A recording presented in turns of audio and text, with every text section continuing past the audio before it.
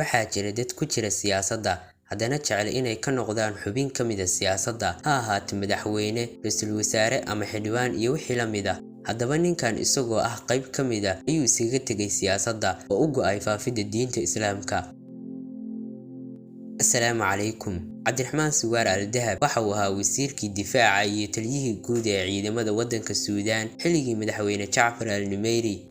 Bartamihii sanadkii 1985 ayaa dalka Suudaan waxaa ka curtay mudaharaadyo looga soo horjeeday dowladdii militariga ah ee hogaaminayay madaxweyne Jacfar al-Numeyri. Markii ay xoogaysteen banaanbaxyadii iyo kacdoonkii dowladda ee ka dhanka ahaa, ayaa waxaa waddanka ka dhacay afgembi ay hogaaminayeen ciidanka xoogga oo uu madax ka ahaa Cabdiraxmaan Suwaar Al-Dahab. Waxa uu jeediyey khudbad taasoo uu ku sheegay in ay xukunka ku soo celinayaan gacanta shacabka muddo sanad ah. Waxa uu fuliyey ballantii uu dadkiisa ka qaaday, isagoo xukunka shacabka ku soo celiyey muddo sanad ka yar. Waxaa la doortay dowlad shacbiya uu hogaaminayay madaxweyne Axmed Al-Magani. Cabdiraxmaan Suwaar Al-Dahab wuxuu waqtigaas kaga baxay siyaasadda, isagoo waqtigiisa ku dhameeyay shaqaynta dacwada iyo faafitaanka diinta Islaamka. Waxa uu madax ka ahaa ururka dacwada Islaamka oo xaruntiisa ay tahay dalka Sacuudiga. Hogaamiyahan waxa uu ku geeriyooday waddanka Sacuudiga bishii Oktoobar 18, 2018 isagoo 84 jir ah, waxaana lagu aasay qabuuraha Baqiic.